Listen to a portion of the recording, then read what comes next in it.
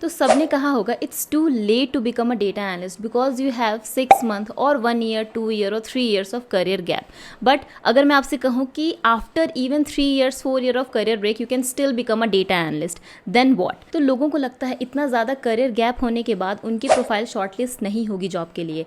And sometimes it's true because career gap को एक तरीके से प्रेजेंट करना होता है रिक्रूटर के सामने, जिससे कि उसको ये ना लगे कि जो पर्सन है जिसका करियर गैप है वो जस्ट कंप्लीटली बैठा हुआ था अपने घर पे। देखिए, करियर गैप तो बहुत सारे रीज़न की वजह से होता है। कुछ फैमिली इश्यूज़ हो सकते हैं, कुछ हेल्थ इश्यूज़ होते हैं, कोई कॉम्पिटेटिव एग्जाम की तैयारी करता है and sometimes you just feel lost कि आपको आगे क्या करना है, कौन सा करियर चूज़ करना है, तो उसके लिए भी आपको टाइम लगता है, राइट? सो इन सब रीजंस की वजह से करियर गैप आता है। बट इसको कैसे शो करना है रिक्रूटर के सामने, कैसे आप फिल कर सकते हो अपने कंप्लीट गैप को, यही हम इस वीडियो में आज देखने वाले हैं। So here's what I am covering in this video. पहले तो हम बात करेंगे चैलेंजेस के बारे में कि क्या क्या चैलेंजेस फेस करते हैं रिक्रूटर्स के डिसीजन में, इंटरव्यूज़ में, शॉर्ट लिस्टिंग में। नेक्स्ट हम बात करेंगे कि अगर अभी तक आपने प्रिपरेशन शुरू नहीं की है डेटा एनालिस्ट के लिए तो क्या क्या चीज़ें आपको रिक्वायर्ड है और जो कि आपको स्टेप बाय स्टेप लर्न करनी है। किस टाइप का प्रोजेक्ट बनाना चाहिए, पोर्टफोलियो कैसे बनाना चाहिए। नेक्स्ट हम बात करेंगे कि रिज्यूमे में एंड लिंक्डइन में किस तरीके से आप अपने करियर गैप को शो कर सकते हो, क्या क्या चीज़ें आपको ऐड करनी चाहिए। करियर गैप के साथ किस तरीके से आपकी जॉब सर्च स्ट्रैटेजी होनी चाहिए, जॉब एप्लीकेशन पे आप अप्लाई कैसे करोगे, ये सारी चीज़ें हम देखने वाले हैं इस वीडियो में। और ये कोई मोटिवेशनल वीडियो नहीं है कि आपका कितना भी करियर गैप हो आप डेटा एनालिस्ट बन सकते हो, आपको ये करना चाहिए, ऐसा कुछ नहीं है। ये कंप्लीट आपका रोड मैप है जिसको आपको फॉलो करना है। तो सबसे पहले बात करते हैं चैलेंजेस की, क्या चैलेंजेस फेस करते हैं। पहला तो ये हो जाता है कि शॉर्ट लिस्टिंग की जो रेट है वो ड्रॉप हो जाती है या फिर उनकी शॉर्ट लिस्टिंग होती ही नहीं है। आजकल कैसे जॉब एप्लीकेशन शॉर्टलिस्ट होते हैं? Via ATS, correct. अभी एटीएस जब आपका रिज्यूमे पार्स करता है तो उसको एक करियर गैप मिलता है, जैसे डेट जो भी आपने लास्ट टाइम आपका वर्किंग होगा, या फिर अगर आपने ग्रेजुएशन के बाद कोई वर्क ही नहीं किया, ग्रेजुएशन के बाद आपका कुछ भी नहीं है, कोई भी ईयर में कोई भी एक्सपीरियंस आप नहीं शो कर रहे हैं, तो वहाँ पे पता चलता है कि इसका करियर गैप है और वहीं पे आपका जो रिज्यूमे है वो रिजेक्ट हो जाता है। रिक्रूटर्स किसको प्रीफर करते हैं? जो कंटिन्यूसली वर्किंग हो या फिर जिनका करियर गैप ना हो, करेक्ट। और ये सच बात है, रिक्रूटर्स उन्हीं को प्रीफर करते हैं। बट कैसे आप अपने रिज्यूमे में अपने करियर गैप को शो कर सकते हो ये तो हम आगे पॉइंट में देखने वाले हैं। ये तो सबसे बड़ा चैलेंज फेस करते हैं एक पर्सन जिसका करियर गैप होता है। नेक्स्ट चैलेंज आ जाता है कि फॉर एग्जांपल आप कभी एक्सपीरियंसड हो या फिर आपका बहुत कम करियर गैप है, तो आपका रिज्यूमे तो शॉर्टलिस्ट हो गया, बट एचआर क्वेश्चंस काफ़ी सारे आते हैं कि आपने क्यों करियर गैप लिया, आप क्या कर रहे थे करियर गैप में, किस तरीके से आपने अपने स्किल्स को, टूल्स की नॉलेज को अप टू डेट रखा है। तो ये सब टाइप के क्वेश्चंस भी उनको आते हैं। नेक्स्ट चैलेंज होता है लैक ऑफ कॉन्फिडेंस। अभी खुद ही कॉन्फिडेंस नहीं रहता है लोगों को कि वो कैसे इंटरव्यूज़ में अपने करियर गैप को शो करेंगे, किस टाइप से वो आंसर करेंगे। उनका करियर गैप कहीं ऐसा तो नहीं है जो रिक्रूटर्स ना माने कि मतलब हाँ इस करियर गैप के बेसिस पे उनको जॉब नहीं मिलेगी, ऐसा तो कुछ नहीं है। तो ये सारी चीज़ें ओवर थिंकिंग आ जाती हैं। उनकी एज बढ़ती जा रही है, उन्होंने काफ़ी सारा टाइम वेस्ट कर दिया, उसको कैसे वो मैनेज करेंगे। तो इस टाइप की overthinking, lack of confidence आने लगता है लोगों में और ये कंप्लीट रिफ्लेक्ट होता है उनके रिज्यूमे में, प्रोजेक्ट्स में एंड इंटरव्यूज़ में। नेक्स्ट चैलेंज जो आता है वो है आउटडेटेड स्किल्स। अभी करियर गैप का मतलब ये नहीं कि आपने स्किल्स पढ़ना ही छोड़ दिया। जैसे आपने 2 साल पहले ग्रेजुएशन की थी, उस टाइम आपने कुछ सीखा होगा, उसके बाद अपने गवर्नमेंट एग्जाम की तैयारी करने लग गए, या फिर अगर कोई मदर है अपने बेबी की वजह से उन्होंने अपनी जॉब छोड़ दी, या कोई और भी रीज़न हो सकता है। अगर आपने ऐसे केस में करियर गैप लिया है तो आउटडेटेड स्किल्स दिखाना, उस टाइम के स्किल्स दिखाना, वो भी आप एक चैलेंज फेस करते हो। उस टाइम पे भी रिक्रूटर्स आपको सेलेक्ट नहीं करते हैं because they want a person who is continuously learning. ये सारे कुछ चैलेंजेस हैं जो नॉर्मली हर पर्सन फेस करता है। सो मैं एक शाउट आउट देना चाहूँगी एक पर्सन के बारे में। He is one of my subscriber, उनका नाम है अमन शर्मा। इनका भी करियर गैप था, काफ़ी लंबा करियर गैप था, तो उन्होंने मुझे थैंक यू मेल भेजा है अभी कुछ ही दिन पहले। उन्होंने मेरी रोड मैप वीडियो को फॉलो किया था, जो भी चीज़ें मैंने उसमें बताई थी उन्होंने उस complete step by step road map को कंप्लीट किया है। प्लस जो मैंने उनको कोर्स रिकमेंड किया था इंटर्नशाला का, उसमें भी उन्होंने इनरोल किया। तो उसके प्लेसमेंट सपोर्ट से, mock interviews, resume building help and course के रिसोर्सेज से उनको काफ़ी ज़्यादा हेल्प मिली है। आप देख सकते हो उनके मेल को। उन्होंने ये भी बताया कि इंटर्नशाला उनको every week internships and job की लिस्टिंग भेजा करते थे जिसमें वो अप्लाई करते थे एंड लकली उनकी डेटा एनालिस्ट की जॉब भी लगती है फ्रॉम इंटर्नशाला।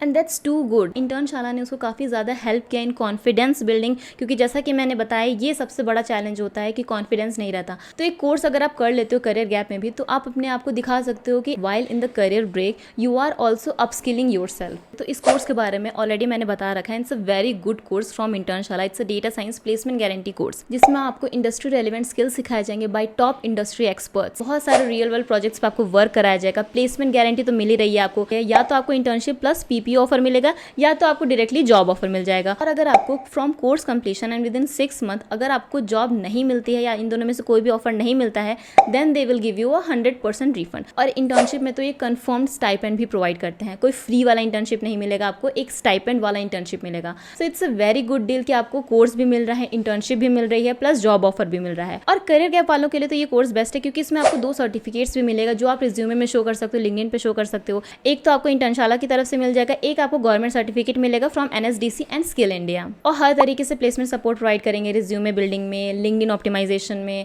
मॉक इंटरव्यूज में, इंटरव्यू प्रिपरेशन में, और कंप्लीट आपकी कॉन्फिडेंस बिल्डिंग में, पर्सनैलिटी डेवलपमेंट में, हर चीज़ में आपको हेल्प करने वाले हैं। कोई भी प्री रिक्वेस्ट नहीं है कि आपको कोडिंग आनी चाहिए, आपके टेक्निकल बैकग्राउंड से होना चाहिए। अगर आप बिगनर हो तो कंप्लीटली इसको ज्वाइन कर सकते हो। लिंक आपको डिस्क्रिप्शन बॉक्स में मिल जाएगी, वहां से आप चेक कर सकते हो। डेटा एनालिस्ट बनने के लिए आपके पास राइट स्किल होनी चाहिए, और राइट स्किल क्या क्या है? सीक्वल, कोई भी बीआई टूल आपका, चाहे पावर बीआई चाहे Tableau, Excel normal intermediate level तक आपका एक्सेल होना चाहिए, प्लस आपको पाइथन सीखना पड़ेगा। पाइथन में काफ़ी सारी लाइब्रेरीज़ हैं जो डेटा एनालिसिस के लिए यूज़ करते हैं हम, उसको सीखना पड़ेगा। स्टैटिस्टिक्स फंडामेंटल, कंप्लीट स्टैटिस्टिक्स आपको सीखनी पड़ेगी, because without statistics you don't know how to deal with the data. Okay, तो स्टैटिस्टिक्स आपको लर्न करनी है। एंड लास्टली आपको एक बिजनेस थिंकिंग बनानी है, अपनी एक एनालिटिकल माइंडसेट बनानी है, जो कि काफ़ी ज़्यादा डेटा पे वर्क करने के बाद ही आती है। तो मैंने एक ऑलरेडी कंप्लीट रोड मैप बना रखा है, जिसमें मैंने टॉपिक वाइज हर स्किल में आपको क्या क्या टॉपिक कवर करने हैं वो सब बताया हुआ है। तो उस वीडियो की लिंक आपको डिस्क्रिप्शन बॉक्स में मिल जाएगी, या फिर आप मेरे चैनल पे भी देख सकते हो। नाउ बात करते हैं most important thing, that is project. अभी करियर गैप होने की वजह से आपके पास कोई एक्सपीरियंस तो है नहीं, तो प्रोजेक्ट ही एक ऐसी चीज़ है जिसको आप शो करके जॉब ले सकते हो, राइट। बट कितने प्रोजेक्ट बनाना चाहिए, किस टाइप के प्रोजेक्ट बनाना चाहिए, ये सब बात कर लेते हैं। रिज्यूमे के लिए एटलीस्ट आपके पास 3 end-to-end डेटा एनालिस्ट के प्रोजेक्ट होने चाहिए, प्लस पोर्टफोलियो में आप 3 से ज़्यादा प्रोजेक्ट डाल सकते हो। मैं रिकमेंड करूँगी कि एटलीस्ट आपके 5 प्रोजेक्ट तो होने ही चाहिए पोर्टफोलियो में। 2 प्रोजेक्ट आप ऐसा बना सकते हो कि एक स्किल का एक प्रोजेक्ट बना लिया, बट जो रिज्यूमे में प्रोजेक्ट रहेंगे वो कंप्लीट एंड टू एंड रहेंगे, काफ़ी सारे स्किल्स को यूज़ करते हुए रहेंगे। एक मैंने कंपनी स्टैंडर्ड प्रोजेक्ट बना भी रखा है ऑलरेडी मेरे चैनल पे, उसको भी देख के आपको आइडिया लग जाएगा कि किस टाइप से एक कंप्लीट प्रोजेक्ट बनता है। और जो भी आप प्रोजेक्ट बना रहे हो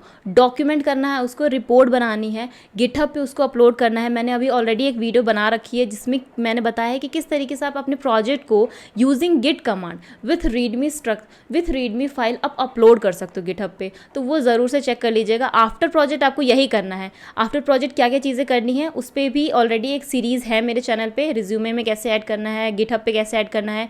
एंड देन जब प्रोजेक्ट कंप्लीट हो जाए, जब आप गिटहब पे अपलोड कर लो, उसके बाद उसको लिंक्डइन पे पोस्ट करना है। देखिए ये सब चीज़ें आपको क्यों करनी है, क्योंकि आपका गैप है और अभी आप अचानक से आईटी इंडस्ट्री में जाना चाहते हो, करेक्ट। तो उसको शो करने के लिए कि आप कंप्लीटली अपस्किल हो रहे हो, प्रोजेक्ट्स बना रहे हो, अपनी स्टोरी शेयर करनी है लिंक्डइन पे भी, राइट। लिंक्डइन से भी बहुत सारे रिक्रूटर आते हैं और लिंक्डइन तो चेक ज़रूर करते हैं रिक्रूटर। तो गिटहब पे प्रोजेक्ट अपलोड करना है, देन लिंक्डइन पे भी एक स्टोरी डालनी है कि आपने ये प्रोजेक्ट बनाया है। और इंटरव्यू में आपके पास कहने के लिए भी हो जाएगा कि during your career break you are upskilling yourself plus doing this end to end data analyst projects. जो भी आप प्रोजेक्ट बना रहे हो किसी अच्छे रियल बिजनेस प्रॉब्लम को सॉल्व करता हुआ होना चाहिए।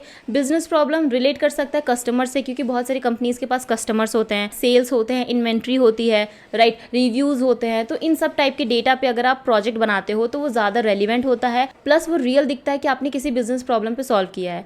ये नहीं कि आपने टाइटैनिक डेटा ले लिया या फिर किसी हैप्पीनेस डेटा को ले लिया या फिर किसी और डोमेन का डेटा ले लिया जिस डोमेन में आपको जाना ही नहीं है। तो ये चीज़ नहीं करनी है। नेक्स्ट बात करते हैं पोर्टफोलियो की।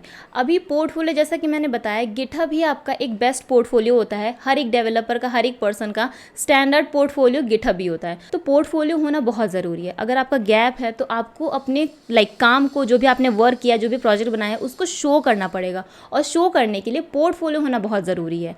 रिज्यूमे में तो प्रोजेक्ट आपने डिस्क्रिप्शन लिख दी ना कि आपने प्रोजेक्ट में क्या क्या किया है, बट अगर रिक्रूटर उसको देख नहीं पाएगा, उसका प्रूफ नहीं उसको मिलेगा, तो वो नहीं मानेगा कि आपने ये प्रोजेक्ट खुद से बनाया है, correct. That is why portfolio is important. तो पोर्टफोलियो में आपको प्रोजेक्ट्स डालने हैं, अपने बारे में लिखना है, आपकी क्या क्या स्किल्स हैं, अगर आपने कुछ पुराना एक्सपीरियंस है वो आप डाल सकते हो, एजुकेशन डालो, सर्टिफिकेशन कुछ किया है, वॉलंटियर एक्सपीरियंस। तो एक तरीके से जो रिज्यूमे होता है, जो जो चीज़ें आप डालते हो वही चीज़ आप पोर्टफोलियो में भी डालते हो, करेक्ट। पोर्टफोलियो जैसे अगर आप गिटहब को एज अ पोर्टफोलियो बनाने वाले हो तो गिटहब का भी एक मेन पेज होता है, प्रोफाइल पेज होता है, जिसमें ये सारी चीज़ें आप ऐड कर सकते हो और रिपोजिटरी में अपने प्रोजेक्ट्स को अपलोड कर सकते हो। तो ये सारी चीज़ें आपको कंप्लीटली पोर्टफोलियो में करनी ही है। और अगर आपको इस पर वीडियो चाहिए कि आप गिटहब अकाउंट कैसे बना सकते हो, उसको कैसे ऑप्टिमाइज़ कर सकते हो, क्या क्या चीज़ें आपको पोर्टफोलियो में ऐड करनी है, तो ज़रूर से कमेंट सेक्शन में लिखिएगा portfolio video please, then I will definitely make a video on this.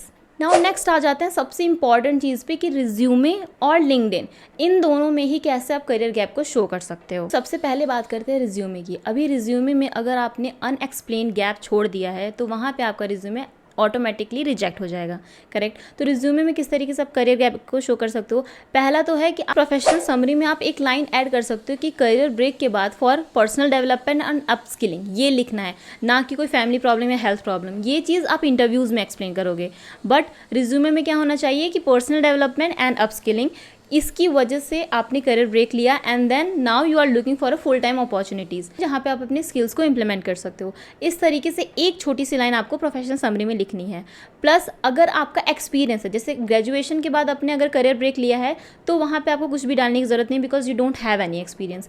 But अगर आपका कोई पास्ट में एक्सपीरियंस था, आपने 2 साल पहले जॉब किया था, 1.5 साल पहले जॉब किया था, उसके बाद आप जॉबलेस रह चुके हो, तो पहले तो रिज्यूमे में कोई ऐसे वर्ड नहीं लिखना है लाइक अनएम्प्लॉयड और जॉबलेस, ये सब चीज़ें नहीं लिखनी है।